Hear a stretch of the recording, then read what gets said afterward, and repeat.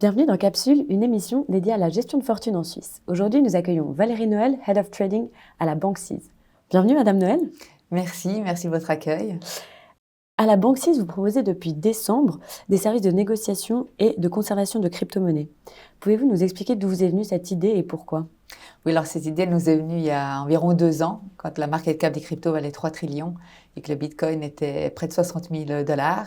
Et on a eu de plus en plus d'appels de clients et ou d'enfants de clients qui voulaient que leurs parents investissent dans la crypto et qui nous demandaient des solutions, de chercher des solutions, qu'est-ce qu'on pouvait proposer. Donc à l'époque, il y a toujours des ETP, des fonds, etc. Mais on s'est dit que c'était quand même une classe d'actifs qui commençait à être là et qu'est-ce qu'on pouvait faire pour vraiment pouvoir acheter de la crypto au physique et puis pouvoir faire un trading et custody de cette crypto. Donc, on a commencé à regarder qui pouvait, par exemple, nous faire le custody, avec quel provider on pouvait traiter, etc. Et voilà, l'idée est vraiment venue de la clientèle. Et combien de temps il vous a fallu pour mettre en place un projet d'une telle envergure ? Alors, environ 18 mois depuis qu'on a demandé à la FINMA, parce que naturellement, on a fait ça vraiment avec le régulateur. La FINMA, la Conseil fédéral a passé une loi en août 2021, la DLTILO, donc ils ont quand même classifié les 3 tokens, Utility, Asset et Payment Token. Donc du coup, ça nous a quand même dirigé sur qu'est-ce qu'on voulait faire. Après, on a aussi dû réfléchir à si on voulait faire que du trading, si on voulait faire du transfert in, transfert out, etc. Donc je dirais de bout à bout environ 18 mois. Donc, comme on l'a dit tout à l'heure, vous êtes responsable du trading. Est-ce que ça a été facile d'inclure cette nouvelle classe d'actifs ? Alors oui et non. Oui, parce que on a la chance d'avoir une plateforme de trading qui nous permettait d'avoir un fixe protocole relié à des liquidity providers. Donc en fait, on utilise les mêmes traders, la même plateforme de trading, mais simplement on est plugué avec des brokers crypto plutôt qu'avec des brokers traditionnels.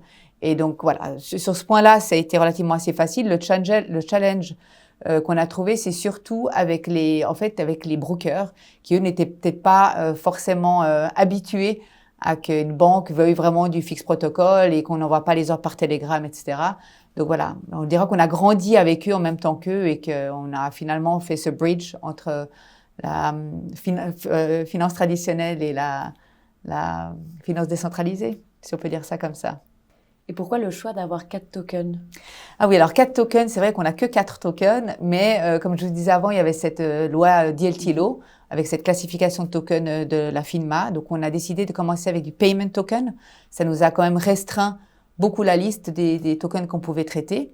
Donc les 4 tokens qu'on traite qui sont Ethereum, Bitcoin, Polygon et Chainlink sont des payment tokens. Donc ça, c'est la première des raisons. Et la deuxième raison, c'est qu'on peut faire du crypto in et crypto out chez nous. Et en fait, les 2 protocoles les plus traceable sont les blockchains Bitcoin et Ethereum. Donc, point de vue ALM, c'était aussi compliance, beaucoup plus facile de commencer avec ces deux protocoles. Et du coup, maintenant, quelles sont les prochaines étapes ?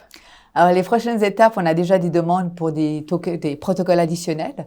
Donc, on va regarder si c'est d'autres, si c'est pas des payment tokens, on regardera auprès de la FINMA, comment on va pouvoir faire évoluer l'offre en fait des tokens. Après, naturellement, il y a du staking. Après, on a aussi pas mal de gens nous demandent, mais est-ce que vous allez faire des recommandations, etc. Donc, on n'est pas une banque digitale, on est une banque privée.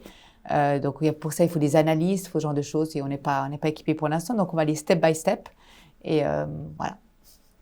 Un grand merci, Madame Noël. Mais avec plaisir. Merci à vous. Et merci à vous pour votre écoute. À bientôt sur Sphère TV.